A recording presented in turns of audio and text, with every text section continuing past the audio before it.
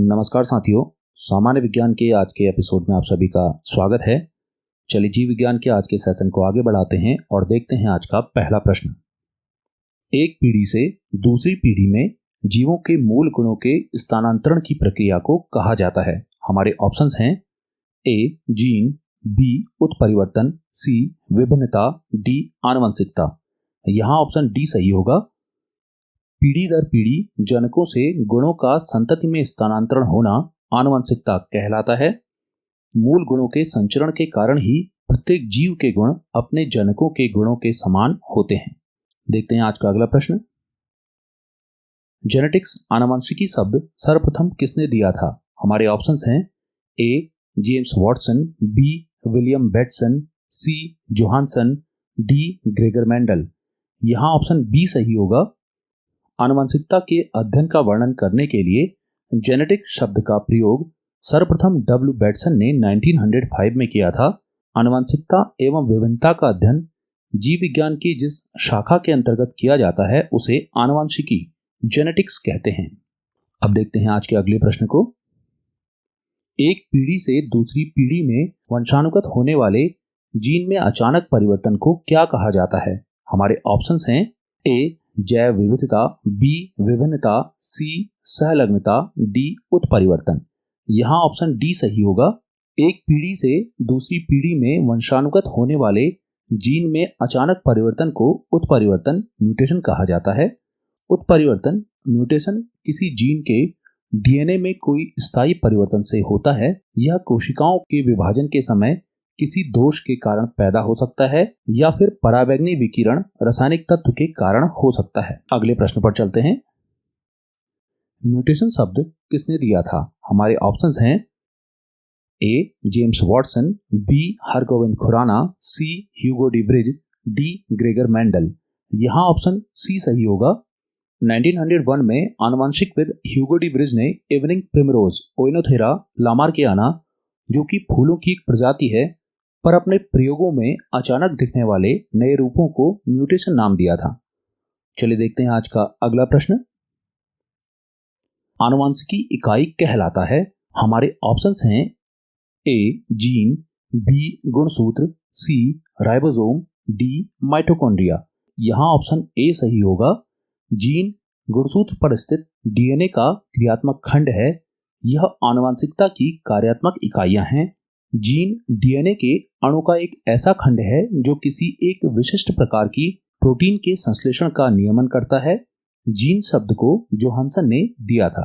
अब देखते हैं आज का अगला प्रश्न। आनुवंशिकी का जनक किसे कहा जाता है? हमारे ऑप्शंस हैं ए मेंडल, बी मॉर्गन, सी बुरलॉग, डी बेटसन। यहाँ ऑप्शन ए सही होगा। ग्रेगर जॉन मेंडल ने आनुवंशिकी विज्ञान की नींव डाली, इसलिए मेंडल को आनुवंशिकी का जनक कहते हैं। मेंडल ने मटर के पौधे पर किए गए प्रयोगों के परिणामों को 1865 में proceedings of the natural history society of Brunn नामक विज्ञान पत्रिका में प्रकाशित करवाया था। अगले प्रश्न पर चलते हैं। मेंडल द्वारा दिए गए आनुवंशिकता के 3 नियमों में से एक नहीं है। हमारे ऑप्शंस हैं ए प्रभाविता का नियम, लॉ ऑफ डोमिनेंस, बी अप्रभाविता का नियम, लॉ ऑफ नॉन डोमिनेंस, सी पृथक्करण का नियम, लॉ ऑफ सेग्रीगेशन, डी स्वतंत्र अपयूहन का नियम, लॉ ऑफ इंडिपेंडेंट असॉर्टमेंट। यहाँ ऑप्शन बी सही होगा। अप्रभाविता का नियम मेंडल द्वारा दिए गए आनुवंशिकता के 3 नियमों में सम्मिलित नहीं है। मेंडल ने एक संकरी क्रॉस मोनोहाइब्रिड क्रॉस के लिए प्रभाविता तथा पृथक्करण का नियम दिया है, जबकि द्विसंकरी क्रॉस डायहाइब्रिड क्रॉस के लिए स्वतंत्र अपयूहन का नियम दिया है। अगले प्रश्न पर चलते हैं। मेंडल के नियम का एक अपवाद है। हमारे ऑप्शंस हैं ए उत्परिवर्तन म्यूटेशन, बी विभिन्नता वेरिएशन, सी सहलग्नता लिंकेज, डी उक्त में से कोई नहीं। यहाँ ऑप्शन सी सही होगा। जब 2 विभिन्न लक्षण एक ही गुणसूत्र पर होते हैं तो उनकी वंशागति स्वतंत्र ना होकर एक साथ ही होती है। इस घटना को मॉर्गन ने सहलग्नता लिंकेज कहा। यह मेंडल के नियम का अपवाद है। मॉर्गन ने सफेद आंखों वाली और पीले शरीर वाली मादाओं और लाल आंखों वाले और भूरे शरीर वाले नर ड्रोसोफिला मेलानोगास्टर फल मक्खियों के बीच डायहाइब्रिड क्रॉस से सहलग्नता लिंकेज को समझाया था। अगले प्रश्न पर चलते हैं। विपरीत गुणों का युग्म जो समान विशेषताओं को नियंत्रित करे क्या कहलाता है? हमारे ऑप्शंस हैं समयुग्मजी होमोजाइगस, बी युग्म विकल्पी एलिल्स, सी सहलग्नता लिंकेज, डी समलक्षणी फिनोटाइप। यहां ऑप्शन बी सही होगा। विपरीत गुणों का युग्म जो समान विशेषताओं को नियंत्रित करे युग्म विकल्पी एलिल्स कहलाता है। एलिल शब्द एलिलोमॉर्फ से आया है। अगले प्रश्न पर चलते हैं। जीन का वैकल्पिक रूप है।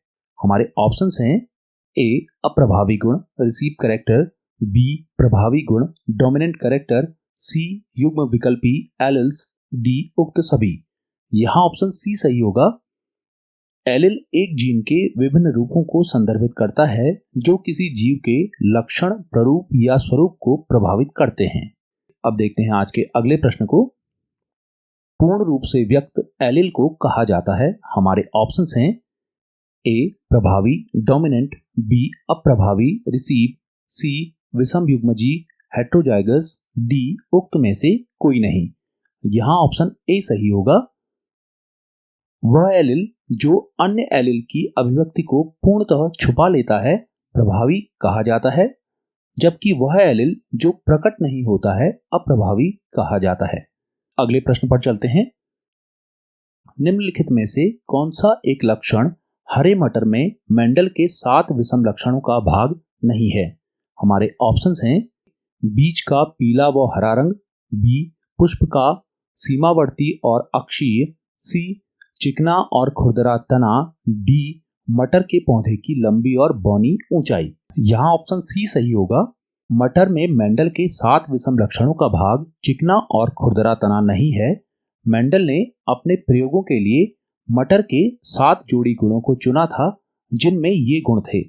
पहला गुण था चिकना व झुर्रीदार बीज, दूसरा गुण पीला व हरा बीज पत्र, तीसरा गुण था लाल व सफेद पुष्प, चौथा गुण था चिकनी व संकीर्णित फली, पांचवा गुण था हरे व पीले रंग की फली, छठा गुण था पुष्प का सीमावर्ती व अक्षीय होना, सातवां और अंतिम गुण जो मेंडल ने लिया था वो था मटर के पौधे की लंबी और बौनी ऊंचाई।